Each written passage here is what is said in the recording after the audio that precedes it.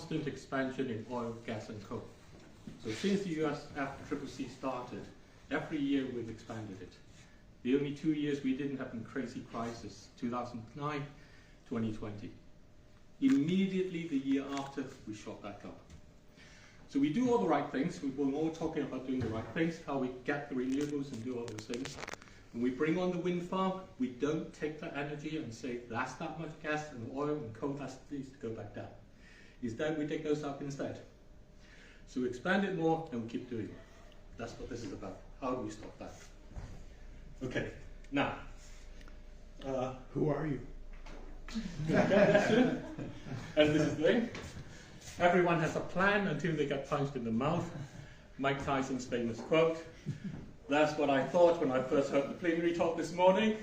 And I thought, oh, I'm going to change what I was going to say, or how I'm going to say it.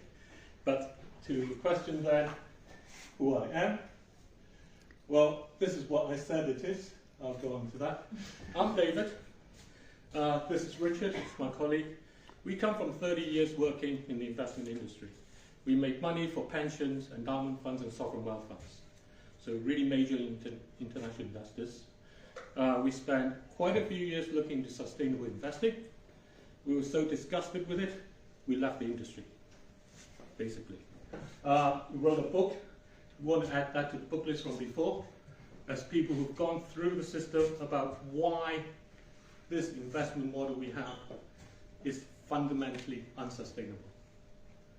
And it goes into our history, and it takes us in our thinking about it back to 387 AD. To this question of how do we choose to be good? Where's our choice? Because what we think is we have to do the good thing. 387 AD, a philosopher at the time, theologian as well, started asking, do we ever have free will? And he was asking this question of good versus evil. And he came with a very simple statement, which is that good doesn't come from intending good or doing good. It comes from respecting that there are limits. So the talk earlier, and many of the talks that we have heard before, is all about, can we respect limits? Can we choose to respect limits? Or do we always find ways to circumvent it? Now, we come from 30 years working in hedge funds. Circumventing regulations is our bread and butter. We're charged to make money from other people. That's what we're meant to do. So we know regulations generally leaves you with all sorts of boundaries where you get clever, and then you find ways to coerce the regulation into this, and then you get another massive expansion. So there's a problem there.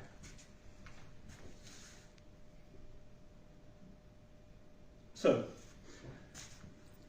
the biggest power in the world is the economic power. It transcends all the national boundaries. That's what we were dealing with. The people who control that are individual consumers.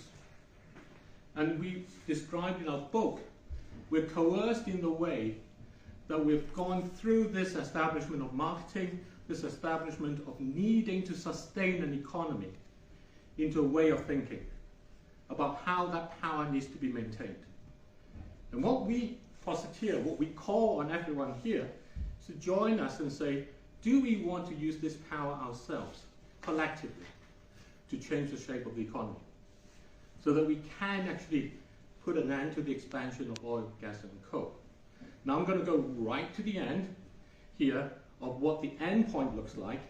The end point is a collective buyout through the money we all spend in the world, a tiny fraction of it, something like 1 day's worth, securitized, 1 day's worth here securitized, of the entire oil, gas, and coal industry.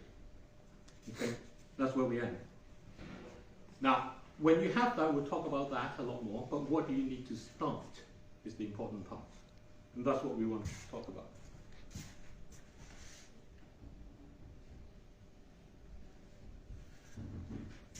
You need to think about what a limit actually a workable limit actually is.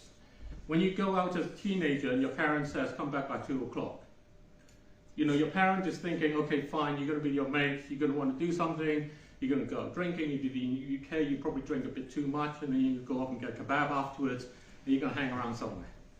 So they say 10 o'clock, you know it's not going to work. 2 o'clock probably is too far, so maybe like, 12, and there's a little bit of figuring out where it is. So that limit has to give room for people to adjust, for people to know, and to appreciate that they're running up against it. And the purpose of a limit is something that's very well appreciated, because I've had lots of experience with mental health issues. It's there as a guide for ourselves. It's not meant to be there to chop your hand off in that way, but you need to know it's also very firm. Okay, so let's think about what might be a sensible idea of a limit. All governments have agreed to emission cuts pretty much. This is what they have done under Paris. IPCC have simulated what I think is the most likely scenario, which is the moderate action one, and they will take essentially the equivalent of 67 more years of the current pace of use of oil, gas and coal. Now we increase every year by about 1 to 2%. So this itself, if we do this along, is sort of putting in some sort of limit conceptually in there. Just think about that for the moment, because you need some numbers to work with. If you had that idea, these are physical, tangible quantities. You can then go along and say, that's made from that quantity of it, that's made from that quantity of it, and today we can trace that all the way down to the car or the bus that you take and everything else, and you can put a sticker on it. So you know it comes from within there. And you can trace it, so when you use it, it'll tell you, you've got 65 more years, 20 more years, 5, whatever it might be. So I've got 2 minutes, so I'm going to hop along through. So it leaves you with a choice. I buy the thing with the sticker, and I know I'm abiding by it, and I'm enforcing it, or I don't. Everyone has a choice. It goes along through, just in that way.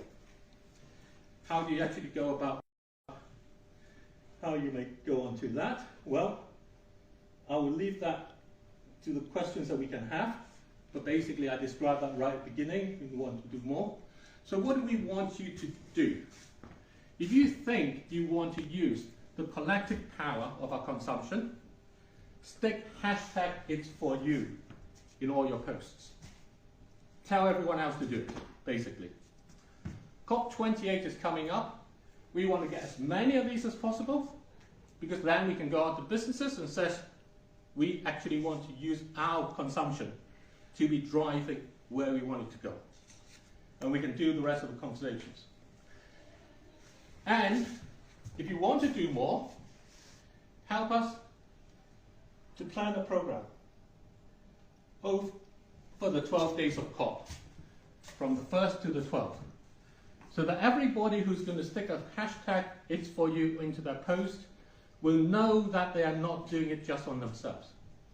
So that we can actually bring about our big thing that was talked about this morning, ideas, competitions and activities, debates and quizzes all around the world, in small places, in big places, around the ideas of nature, society, culture and community, well-being and global commons, all the things that have been talked about, business, economy and money, where we come from. If you're interested in finding out more being that, sign up to It's For You. bit.ly/sign up to It's For You. So, stick a hashtag in, sign up if you like, talk to me. Thank you.